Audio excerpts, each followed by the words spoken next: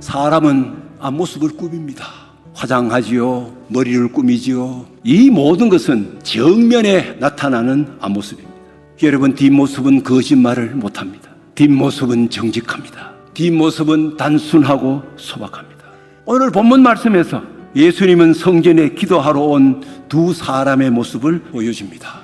한 사람은 바리새인입니다. 또 한 사람은 세리입니다. 바리새인은 그 당시 사회적으로 최고의 지위에 있었던 사람입니다. 종교적으로 성공한 사람입니다. 하나님의 말씀의 박사입니다. 그리고 율법학자입니다. 신앙적으로도 대단했습니다. 그러나 이 바리새인은 자기가 당연히 해야 할 것 몇 가지를 했다고 해서 그는 자기가 의롭다고 굳게 믿었습니다.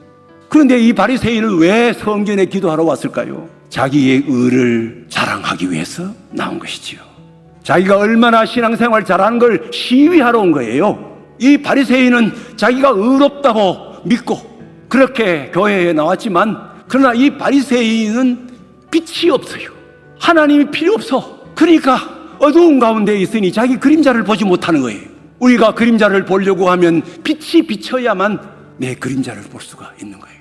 하나님은 우리의 거울이에요. 하나님은 빛이시에요. 그 빛이신 하나님 앞에 서는 순간, 하나님의 거울 앞에 서는 순간 내 뒷모습이 어떤지 우리는 알 수가 있습니다. 성전에 또 한 사람 기도하러 왔대요. 그는 세리였습니다. 그러나 세리라고 하는 그 앞모습, 직업 하나로 그는 매국노로 그렇게 점찍혀지고, 그리고 민족의 반역자가 되었습니다. 그러나 이 세리의 뒷모습을 한번 살펴보십시오. 바리새인은 세리와 자기를 비교해서 자기가 의롭다고 믿었습니다.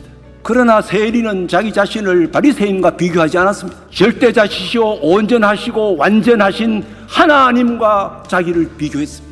그 하나님과 비교해서 자기의 삶은 너무 뒷모습이 초라하고 부끄러워요. 하나님의 거울로 자기의 뒷모습을 보았습니다. 하나님의 빛에서 자기의 그림자를 보고 고개를 들 수가 없어요.